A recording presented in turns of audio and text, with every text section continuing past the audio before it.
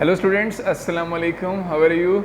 Hope so that all of you will be fine. And last time we discussed the grammar portion of first year book 1, and today we are going to discuss the grammar portion, and we will discuss first of all the letter to your father about your health in progress and studies. Then we will discuss the story, and at the end we will discuss the pair of words that is from 41 to 45.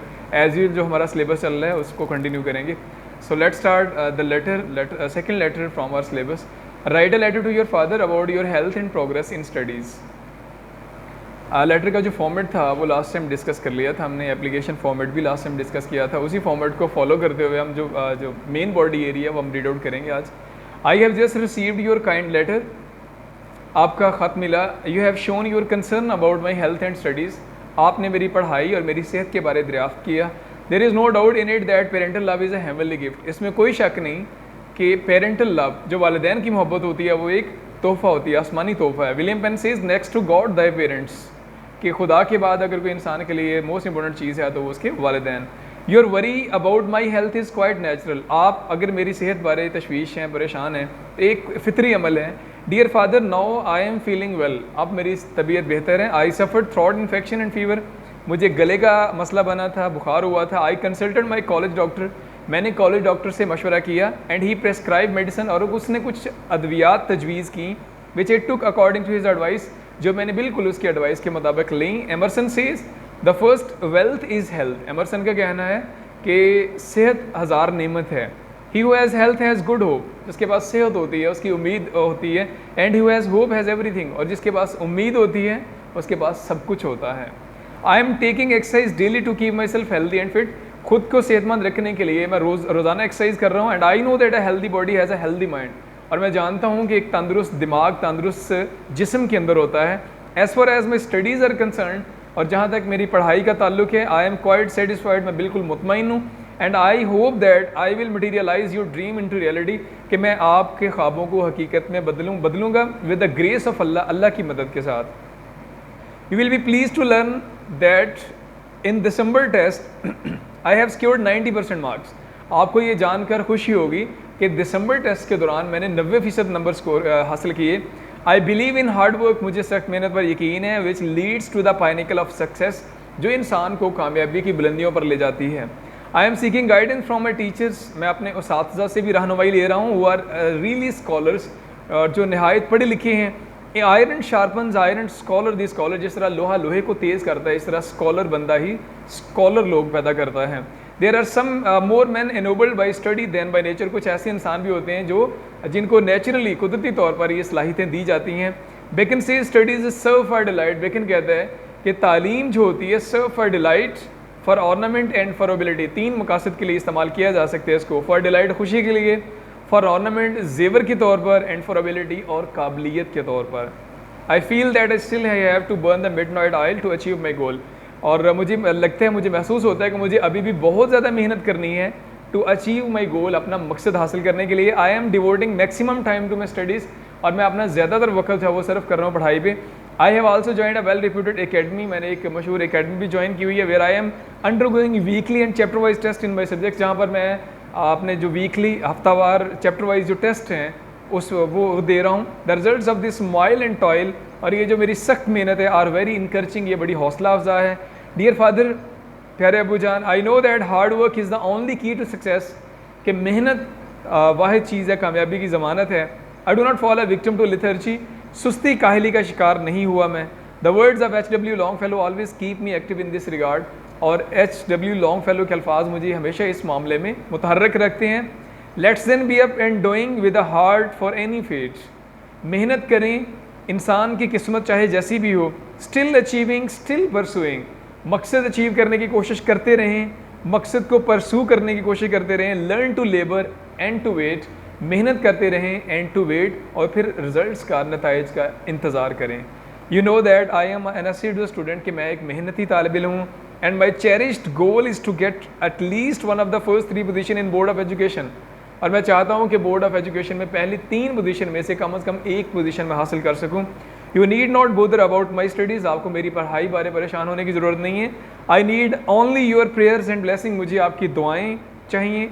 May God help me. अल्लाह ताला मेरा हामी और नासिर हूँ, yours affectionately, आपका प्यारा बेटा।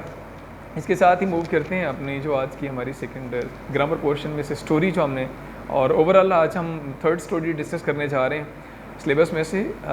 Title of the story is the wolf and the lamb. There is a very famous proverb, might is right. एक मशहूर ज़रबुल मिसल है, माइट इज़ राइट, जिसकी लाठी उसकी भैंस। It means that the powerful always dominate the weak, कि ताकतवर हमेशा कमज़ोर के ऊपर गालिब आता है। Powerful do not need any reasonable excuse to attack the weak and helpless. ताकतवर को कमज़ोर पर हमला करने के लिए, चढ़ाई करने के लिए किसी भी बहाने की ज़रूरत नहीं होती। A guilty conscience needs no excuse, और जो मुर्दा ज़मीर होता है उसको किसी एक्सक्यूज़ की ज़रूरत नहीं होती। There is a well known story to illustrate the truth of this proverb. एक कहानी इसके बारे में देखते हैं, इंट्रो था स्टोरी का। And one day it was very hot, एक दिन गर्मी बहुत ज़्यादा थी। A wolf was drinking water on the bank of a river, stream sorry, नदी के किनारे एक भेड़िया पानी पी रहा था। ही वॉज वेरी हंग्री, वो बहुत भूखा था। He wanted to eat something to satisfy his hunger, भूख मिटाने के लिए वो कुछ खाना चाहता था। बाई चांस, इत्तेफाकन, a lamb happen to come there, एक वहाँ पर भेड़ का बच्चा आया। And began to drink water from the stream at some distance, और कुछ फासले पर, भेड़िए से कुछ फासले पर उसने पानी पीना शुरू कर दिया। ऑल ऑफ अ सडन, अचानक द वुल्फ वाज सा द लैम ड्रिंकिंग वाटर, उसने देखा ये भेड़ जो है ये क्या कर रही है, पानी पी रही। हिज माउथ वाटर्ड, उसके मुंह में पानी आया। And he began to think about some excuse to kill and eat the lamb, और उसको खाने और उसको मारने के बहाने सोचने लगा। The wolf went to the lamb, अब भेड़िया उसके पास गया एंड सेड, और कहा, why are you making the water muddy, पानी क्यों गदला कर रहे हो। The lamb very humbly replied, उसने बड़ी आजिज़ी से जवाब दिया, sir the water is flowing to me from your side, पानी तो आपकी जानब से मेरी तरफ को बह रहा है। How can I make it muddy, इसको मैं गंदा कैसे कर सकता हूँ।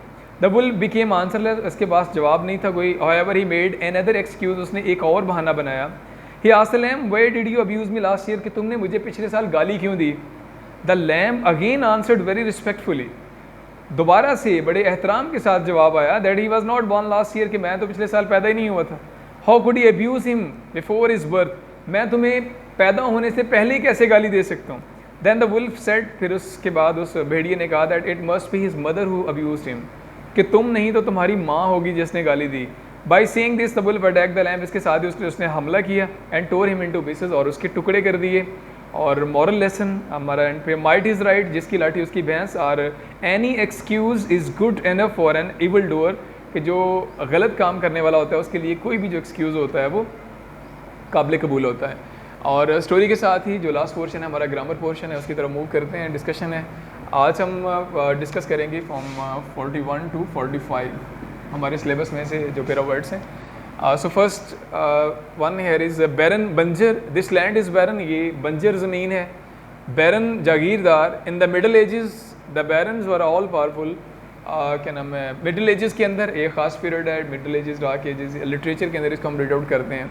यानी औसत जो ये थी, यानी कि जो आलमोस्ट जो सेंचुरीज़ की बात की जा रही है, कि बैरन्स वर ऑल पावरफुल, के पिछले अदवार के अंदर जो तमाम जागीरदार थे वो ताकतवर हुआ करते थे। बैलेट संगत की रकासा, यानी कि जो dancer, she is a famous ballot dancer, वो एक मशहूर डांसर है। एंड बैलेट पर्ची award, the people put the ballot in the box, लोगों ने वोट जो था वो कास्ट किया, बॉक्स के अंदर डाला।